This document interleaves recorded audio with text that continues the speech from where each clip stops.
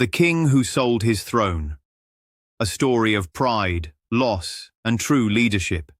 In the heart of Africa lay the kingdom of Umwaro, a land once famed for its rivers that sang through the valleys and markets that overflowed with color and laughter. The soil was rich, the air warm, and the people confident in their prosperity because they believed they had a king worthy of their trust. That king was Kelechi, tall and commanding, his robes shimmering, his bearing proud. He moved through his court as though he were the sun multiplied.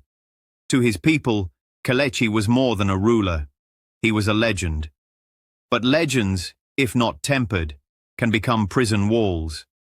The palace of Umwaro was built of ivory pillars and golden filigree, a marvel to visitors from distant kingdoms. Lanterns glowed each evening, casting long shadows over marble floors. Musicians played in the corridors, and courtiers wore vibrant silks woven with silver threads. At the center of it all was King Kelechi, eloquent, sure, unyielding. His appearances were grand, his decisions swift, his demands unquestioned.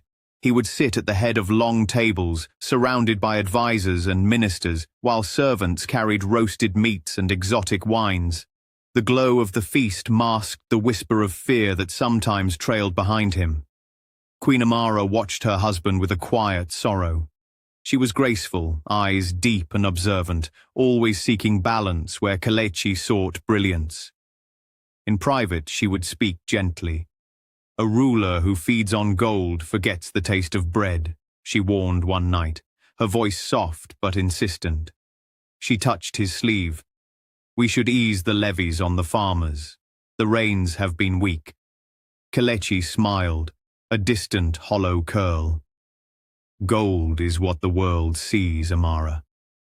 If we shrink in appearance, even if we grow in kindness, we lose the world's ears." She held her tongue, but her heart ached. Weeks passed. The skies held their breath. The rivers trickled. The grass browned. Outside the palace, farmers knelt over parched soil, eyes wide with worry. Mothers carried children to stagnant wells and watched their faces grow hollow. Markets once packed with goods now echoed with emptiness. Still, the court carried on as though nothing were wrong. The musicians played, the dancers swayed, the candles glimmered, the courtly laughter masked the hunger that crept in behind the walls. One evening, under the hush of twilight, the royal oracle was summoned. She came, frail and slow, leaning on a carved staff. Her eyes were distant, pale with foresight. She spoke in measured tones. "O king, the river spirits turn their backs. The land mourns. Humble your heart. Loosen your taxes. Feed your people. The gods grow silent only when men grow deaf." Kelechi's lips curled in dismissive humor. "The gods are silent because they sleep. We are kings, not beggars." The oracle frowned. "Better to be called poor and be fed than to be called rich and bury your children." She paused, her voice softer. Pride knows not when to bow. Then she turned and left, leaving hushed courtiers behind her. After her departure, a rush of wind stirred the torches. The guards glanced at the skies, uneasy. Many would later admit to feeling that they had seen something change. But Kelechi refused to change. He filled the granaries with luxury, even as cereals dwindled. He demanded heavier tribute. He insisted that the festivals continue, that the people must see the glory of Umwaro, so that no whisper of weakness might take root in far-off lands. Then came the night the skies wept no rain, and the earth cracked open like dry clay. The famine arrived as a thief in the dark. The months that followed twisted the kingdom. Crops failed, wells dried, cows withered, traders turned away. Travel routes closed because no one had goods to carry. The streets once vibrant with color became ghostly. Children scavenged for leftover pod shells. Mothers wept behind closed doors. Fathers whispered prayers they would not voice out loud. In the palace, the tension became a storm. The courtiers grew desperate. Servants stole from pantries. Guards deserted. Whispers of revolt drifted through the guards' quarters. One evening, after a meager meal of boiled yams and water, Obinna, Kelechi's advisor, dared to speak with bluntness. "Sire," Obinna began, voice trembling, "the people starve, the granaries are empty, the roads are blocked. We cannot sustain this much longer." Kelechi's eyes narrowed. He slammed a goblet down. "Then let the people leave. Let them starve in the fields they planted themselves. I am a king by birth, not by begging." Obinna swallowed. Queen Amara stood behind him, silent tears in her eyes. When she spoke, her voice was steady. "My husband, your greatness is not measured by the heights you reach, but by the depths you are willing to descend for others." Kelechi's chest puffed, but her words slipped past his pride. He stood and strode from the hall, leaving it in silence.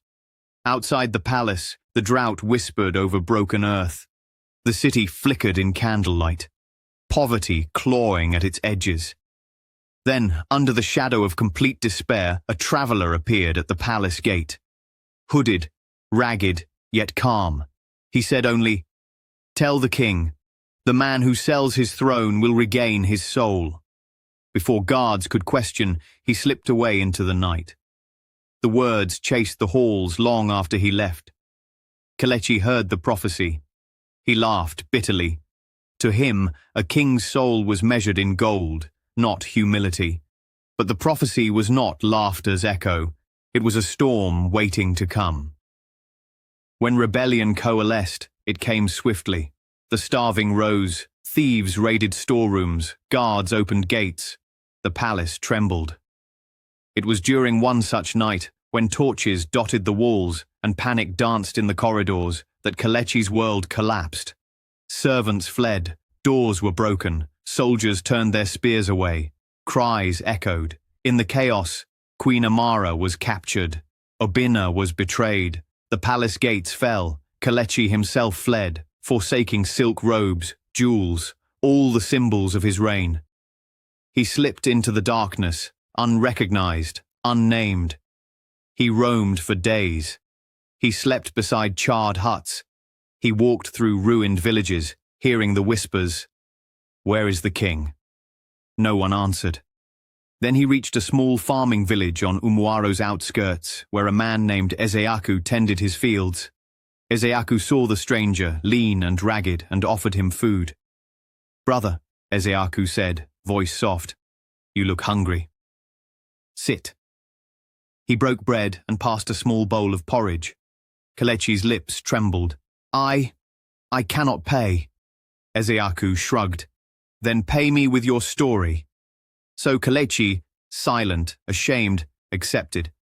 He began to live among his former subjects without revealing who he was. He adopted a new name, Chike. He fetched water, tilled soil, carried bundles, learned the sweat of work in a body that once wore only silk. At first, the change was unbearable. Blisters, exhaustion, hunger again. But gradually Chike's heart shifted. He saw the suffering of mothers, the fear in children's eyes, the quiet dignity in the old who refused to beg outright. He listened more than he spoke. He learned humility the hard way, with calloused hands and quiet resolve. In the evenings, he sat by the firelight as the villagers shared stories. One storyteller, Mama Nkiru, told of a king whose pride angered the gods. "He lost his throne," she said, "but when he learned to serve, he found mercy. The gods returned not his crown, but his heart." Chike stayed silent, tears in his eyes. He felt each word echo in his soul. Seasons passed. The land remained scarred, but life began to stir again. The villagers planted yams, shared seeds, rebuilt the wells they could. Chike worked beside them, not as a leader, but as a helper, learning to carry weight before commanding others to carry it. Then, one evening, a researcher from the capital arrived, a messenger, dusty and urgent. He burst into the village square. "The queen is captive. Warlords have claimed the palace. The people starve in the streets. They call for a king. Any king," he cried. The villagers murmured. Chike stood as though rising from a heavier life. He stared at Ezeaku, who nodded. "Here." "We stand," Ezeaku said. Chike exhaled. "Then we march." Thus began the return, not with a boast, but with a resolve forged in humility. They travelled by foot, through shattered roads and over hills. They gathered others, farmers, traders, freed servants. The procession moved quietly, firmly, no trumpets, no banners, only purpose. When they entered Umuaro, they saw ruin. The magnificent city lay broken. Shops were shuttered. Fires flickered in collapsed roofs. The palace loomed dark and hollow. Chike walked among the people as an equal. No one bowed. Some paused, eyes widened. Some recognized a posture, a bearing. But he did not reveal himself. In the palace's old storage rooms, they found Queen Amara imprisoned among rubble and guarded men. Chike stepped forward. Her eyes widened. "Kelechi," she whispered. He nodded. His voice was quiet. "It is I, but I am not who I was." She rose slowly. "The gods have taught you well," she said. Together, they walked toward the throne room. The warlord Jatau sat in the royal seat, draped in Kelechi's robes. He sneered. The court was empty. Fear hovered in the air. When Chike entered, he laid down a wrapped blade. The warlord laughed. "So the farmer comes. Do you think you can win?" Chike's voice was steady. "I do not ask to rule with fear. I ask to govern with compassion. If a king must kill to rule, he rules nothing." Jatau hooted in contempt. "You speak like a fool." Chike did not flinch. He stepped aside. "Open the doors." Behind them, villagers poured in. Men, women, children. They carried tools, food, hope. They surrounded Jatau's men. Some put down swords, others faltered. Queen Amara's voice rose. "Umuaro, reclaim your compassion, reclaim your home." The warlord's face twisted, then slackened. His men hesitated, then dropped weapons. The throne was empty again. No battle cry, no blood. Just the quiet sound of people reclaiming dignity. Chike approached the empty seat. Obinna, who had survived in hiding, stepped forward with the crown. "Your Majesty," Obinna said gently, "the throne awaits you." Chike paused. He looked at the crown, then at the people. He thought of the farmers, the children, the mothers. He thought of the hunger he had once mocked. He thought of the humility he had earned. "No," he finally said. "First, we feed the hungry. Then we rebuild the markets. Then we will decide if a king is needed." Obinna bowed. Queen Amara's eyes glistened with pride and tears. Chike walked into the streets with his people. He carried water, cleared debris, planted seeds. He worked beside them rather than above them. When the granaries filled and the markets opened, the people gathered again. This time, Chike did not step forward. Ezeaku placed the crown before him. "You have served as our brother," he said. "Now lead us if you must." Chike looked at every face, mother, child, trader, farmer, old man. He saw hunger, hope, pain, forgiveness. He took a deep breath. "If I rule again," he said, voice calm, "I will serve, not command. I will listen before I speak. I will share before I feast." He lifted the crown briefly, then placed it in the hands of a young farmer's son. "This belongs to all of us, not to me, not to one." The crowd cheered, not for him, but for themselves. In the days that followed, Umuaro revived, rain returned, rivers filled, markets bustled, fields waved green once more, but more than that, compassion returned. King Kelechi, once the symbol of pride, now became the servant of his people. He walked among them, visited small villages, listened to complaints, joined in the harvest, shared in the sorrow. He did not sit on high and decree.